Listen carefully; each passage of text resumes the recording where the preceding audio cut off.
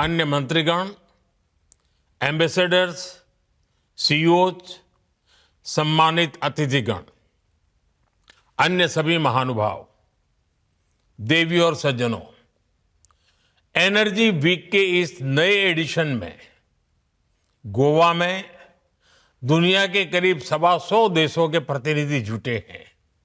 आप एक energy secure और सस्टेनेबल फ्यूचर पर चर्चा करने भारत आए हैं। मैं आप सभी का स्वागत करता हूं, अभिनंदन करता हूं। साथियों, इंडिया एनर्जी वीक बहुत ही कम समय में डायलॉग और एक्शन का एक ग्लोबल प्लेटफॉर्म बनकर उभरा है। आज एनर्जी सेक्टर के लिए भारत बहुत बड़े अवसरों की धरती है। भारत दुनिया की फास्टेस्ट ग्रोइंग मेजर इकोनॉमी है, यानी हमारे यहां एनर्जी प्रोडक्ट्स की डिमांड लगातार बढ़ रही है। इसके अलावा भारत दुनिया की डिमांड पूरी करने के लिए भी बेहतरीन अवसर उपलब्ध करता है। आज हम दुनिया में पेट्रोलियम प्रोडक्ट्स के टॉप 5 एक्सपोर्टर्स में से एक हैं। दुनिया के 150 से ज्यादा देशों तक हमारी एक्सपोर्ट कवरेज है और भारत की ये क्षमता आपके बहुत काम आने वाली है।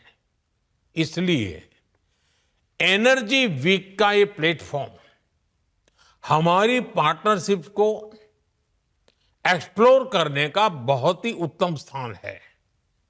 मैं आप सभी को बहुत सारी शुभकामनाएं देता हूं। फ्रेंड्स, अपनी बात आगे बढ़ाने से पहले मैं एक बड़े डेवलपमेंट की चर्चा करना चाहूंगा। कल ही भारत और यूरोपियन यूनियन के बीच एक बहुत बड़ा एग्रीमेंट हुआ है। दुनिया में लोग इसकी चर्चा मदर ऑफ ऑल डील्स के रूप में कर रहे हैं। ये समझौता भारत के 140 करोड़ लोगों और यूरोपीय देशों के करोड़ों लोगों के लिए बहुत बड़े अवसर लेकर आया है। ये दुनिया की 2 बड़ी इकोनॉमीज के बीच तालमेल का एक शानदार उदाहरण बना है। ये समझौता ग्लोबल जीडीपी के करीब 25% और ग्लोबल ट्रेड के करीब 1/3 हिस्से को रिप्रेजेंट करता है।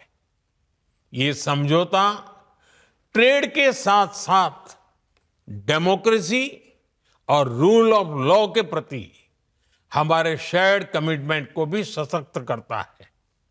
साथियों, ईयू के साथ हुआ ये फ्री ट्रेड एग्रीमेंट ब्रिटेन और एप्टा समझौतों को भी कॉम्प्लीमेंट करेगा।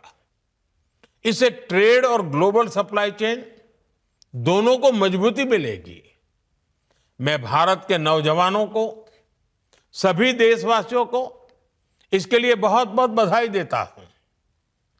मैं textile, James and jewellery, leather and shoes ऐसे हर सेक्टर से जुड़े साथियों को भी बधाई देता हूं। ये समझौता आपके लिए बहुत सहायक सिद्ध होगा। साथियों, इस ट्रेड डील से भारत में मैन्युफैक्चरिंग को तो बल मिलेगा ही, साथ ही सर्विसेज से जुड़े सेक्टर का भी और अधिक विस्तार होगा। ये फ्री ट्रेड एग्रीमेंट दुनिया के हर बिजनेस, हर इन्वेस्टर के लिए भारत पर कॉन्फिडेंस को और मजबूत करेगा। साथियों, भारत आज हर सेक्टर में ग्लोबल पार्टनरशिप पर बहुत अधिक काम कर रहा है।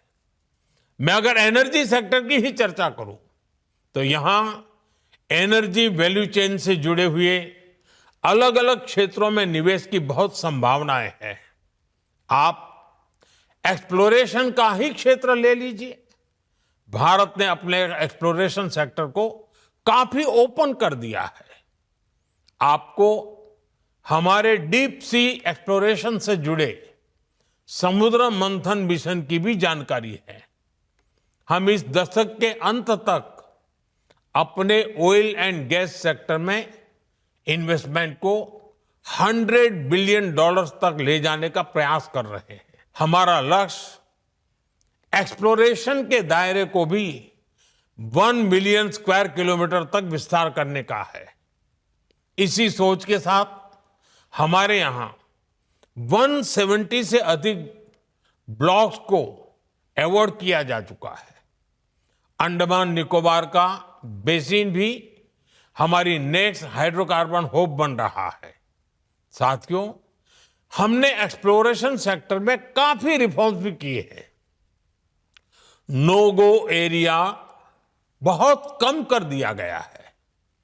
इंडिया एनर्जी वीक के पिछले एडिशंस में आपको भी जो भी सुझाव थे, आपने जो कुछ भी कहा, उनके अनुसार हमने अपने एक्ट्स और रूल्स में भी बदलाव किए हैं। यदि आप एक्सप्लोरेशन सेक्टर में इन्वेस्ट करते हैं तो आपकी कंपनी की प्रॉफिटेबिलिटी बढ़ना तय है। साथियों, भारत की एक और विशेषता है जो है एनर्जी सेक्टर में इन्वेस्टमेंट को बहुत फायदेमंद बनाता है। हमारे यहां बहुत बड़ी रिफाइनिंग कैपेसिटी मौजूद है।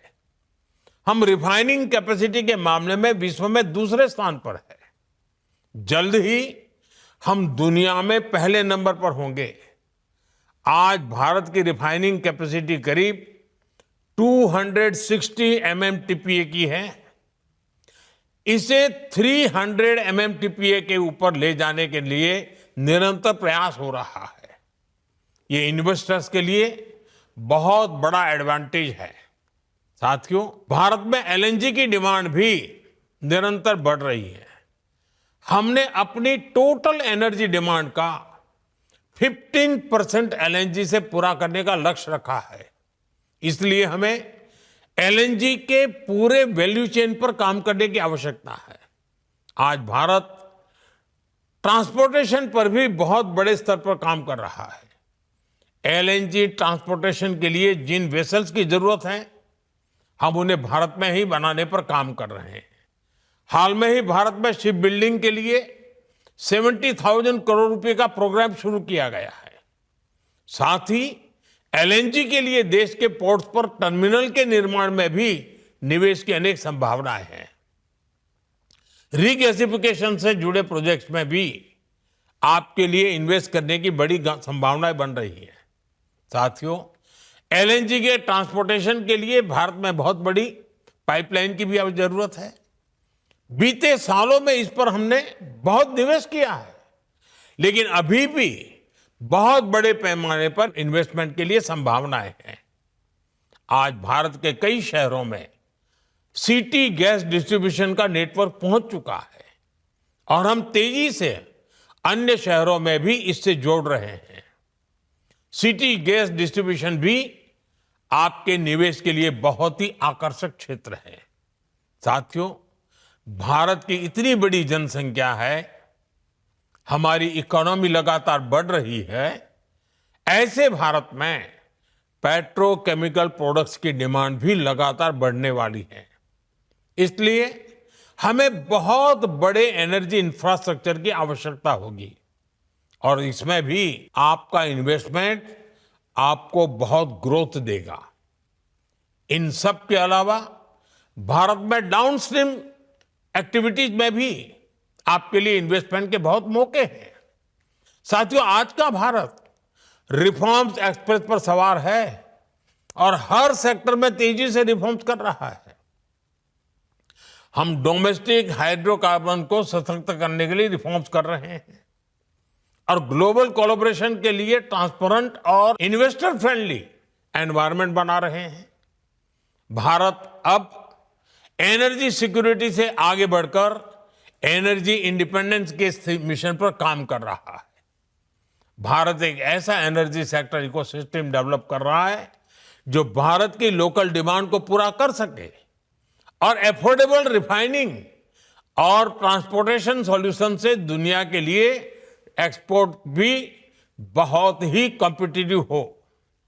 साथियों, हमारा एनर्जी सेक्टर हमारी एस्पिरेशंस के केंद्र में है।